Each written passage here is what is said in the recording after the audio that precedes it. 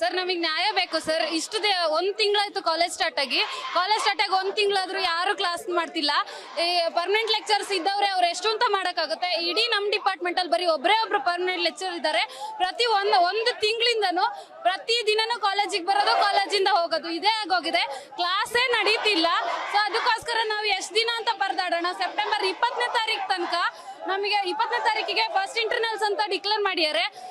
ಒಂದು ಪಾಠನೂ ಆಗಿಲ್ಲ ಅಂದ್ರೆ ನಾವು ಹೆಂಗೆ ಎಕ್ಸಾಮ್ ಮಾಡೋಣ? ಹೆಂಗೆ ಎಕ್ಸಾಮ್ ಬರೆಯಕ್ಕಾಗುತ್ತೆ?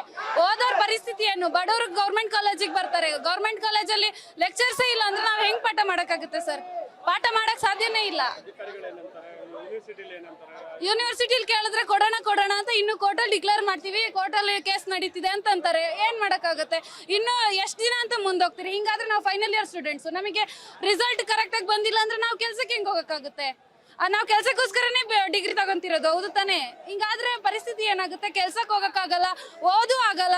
ಇದಕ್ಕೋಸ್ಕರ ಗೌರ್ಮೆಂಟ್ ಕಾಲೇಜಿಗೆ ಬರ್ಬೇಕಂತ ಪೇರೆಂಟ್ಸ್ ಮಾತಾಡೋ ತರ ಆಗುತ್ತೆ. ಕಷ್ಟಪಟ್ಟು ಗೌರ್ಮೆಂಟ್ ಕಾಲೇಜಿಗೆ ದುಡ್ಡು ಕಟ್ಟಿ ಬರೋದು, ನಾವು ಕೆಲಸ ಮಾಡ್ಕೊಂಡು ಎಲ್ಲ ಮಾಡಿ ಬರ್ತಿರ್ತೀವಿ. ಹಿಂಗಾದ್ರೆ ಪರಿಸ್ಥಿತಿ ಹೆಂಗಾಗುತ್ತೆ ಸರ್? ಇವತ್ತು ನಾವು JD ಅವರು ಬರ್ಬೇಕು ಇಲ್ಲಿಗೆ. ಅವ್ರು ಬಂದು ನಮ್ಮ ಸಮಸ್ಯೆ ಪರಿಹಾರ ನೀಡೋ ತನಕ ನಾವು ಈ ಪ್ರೊಟೆಸ್ಟ್ ನಿಲ್ಸಲ್ಲ. ಅದಕ್ಕೋಸ್ಕರ ಪ್ರೊಟೆಸ್ಟ್ ಮಾಡ್ತಿದೀವಿ ಸರ್.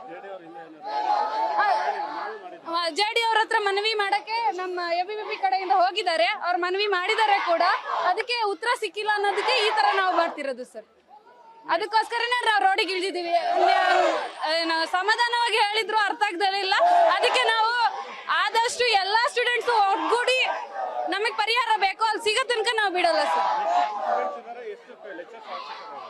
ಸರ್ ಸುಮಾರು 3000ಕ್ಕೂ ಹೆಚ್ಚು ಜನ ಸ್ಟೂಡೆಂಟ್ಸ್ ಇದ್ದಾರೆ ಸರ್. ಎಲ್ಲರೂ ಬರೀ ಟೆಂಪ್ರರಿ ಲೆಕ್ಚರ್ಸ್ಗೋಸ್ಕರ ಮಾತ್ರ ಮಾಡ್ತಿದ್ದಾರೆ.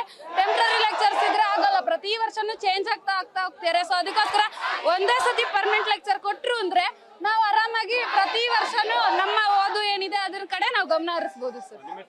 ನನ್ನ ಹೆಸರು ಶ್ರೇಯಾ ಅಂತ, ಇದೇ ಕಾಲೇಜಿಂದ ಫೈನಲ್ ಇಯರ್ BCA ಓದ್ತಿದ್ದೀನಿ. ಎಲ್ಲರಿಗೂ ನಮಸ್ತೆ. ನಾನು ಇದೇ ಕಾಲೇಜಿನ ವಿದ್ಯಾರ್ಥಿ, BCA ಫೈನಲ್ ಇಯರ್ ಓದ್ತಾ ಇದ್ದೀನಿ. ಏನು ಸಮಸ್ಯೆ, ಏನಕ್ಕೆ ಹೋರಾಟ ಮಾಡ್ತಾ ಇದ್ದೀವಿ ಅಂತ ಉದ್ದೇಶ ಏನು ಅಂದರೆ, ಇದೇ ನಮ್ಮ ಕಾಲೇಜಲ್ಲಿ CS ಡಿಪಾರ್ಟ್ಮೆಂಟ್, ಬರೀ CS ಡಿಪಾರ್ಟ್ಮೆಂಟ್ ಮಾತ್ರ ಹೇಳ್ತಾ ಇರೋದು ನಾನು.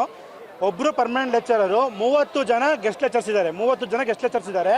ಆ 30 ಜನನೂ ಇಲ್ಲ. ಈಗ ಒಬ್ಬರೇ ಲೆಕ್ಚರರು ಎಷ್ಟು ಅಂತ ಪಾಠ ಮಾಡೋಕ್ಕಾಗತ್ತೆ? ಇರೋ 12 ಸೆಕ್ಷನ್ನು ಹೆಚ್ಚು ಕಮ್ಮಿ 600-700 ಜನ ಸ್ಟೂಡೆಂಟ್ಸ್ ಇದ್ದೀವಿ ನಾವು.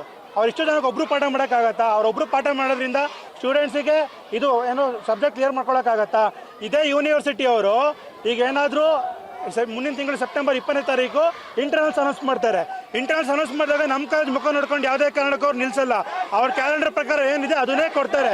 ಆ ಥರ ಆಗಬಾರ್ದು. ಏನಂದರೆ ನಮ್ಮ ಗೌರ್ಮೆಂಟ್ ಶಾಲೆ ಓದ್ತಿರೋ ವಿದ್ಯಾರ್ಥಿಗಳಿಗೆ ತುಂಬ ಅನ್ಯಾಯ ಆಗ್ತಾ ಇದೆ.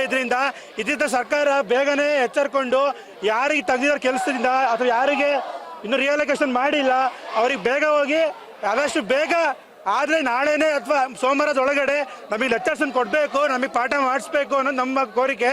ಇದೇ ಕಾರಣಕ್ಕೆ ಈಗ JD ಅವರು ಬಂದರೆ JD ಅವ್ರಿಗೂ ನಾವು ಇದನ್ನ ಮನವರಿಕೆ ಮಾಡ್ಕೊತೀವಿ, ಏನಾಗ್ತಾ ಇದೆ, ಏನು ತೊಂದರೆ ಆಗ್ತಾ ಇದೆ ಅಂತ. ಇದರಿಂದ ಸ್ಟೂಡೆಂಟ್ಸಿಗೆ ನ್ಯಾಯ ಸಿಗಲೇಬೇಕು. ಆ ಉದ್ದೇಶಕ್ಕೆ ಇವತ್ತು ಅಖಿಲ ಭಾರತೀಯ ವಿದ್ಯಾರ್ಥಿ ಪರಿಷತ್ತು ಶಿವಮೊಗ್ಗದ ವಿಭಾಗ ವತಿಯಿಂದ ಈ ಸ್ಟ್ರೈಕ್ ಮಾಡ್ತಾ ಇರೋದು. JD ಅವ್ರು ಬರಬೇಕು, JD ಅವ್ರು ಬರೋ ತನಕ ನಾವು ಹೋರಾಟ ನಿಲ್ಲಿಸಲ್ಲ. ಇದಂತೂ ಸತ್ಯವಾದ ಮಾತು. JD ಅವ್ರು ಎಷ್ಟು ಬೇಗ ಬರ್ತಾರೆ ಅಷ್ಟು ಬೇಗ ನಾವು ಮನವಿ ಮಾಡ್ತೀವಿ. ಬರಲಿಲ್ಲ ಅಂದರೆ ಇನ್ನೂ ಈ ಸ್ಟ್ರೈಕನ್ನು ಮುಂದಿನ ಪ್ರಮಾಣಕ್ಕೆ ತಗೊಂಡೋಗ್ತೀವಿ ಅಂತ ಹೇಳಕ್ಕೆ ಇಷ್ಟಪಡ್ತೀನಿ. ನನ್ನ ಹೆಸರು ಚೇತನ್ S. ತೋರತ್ ಅಂತ.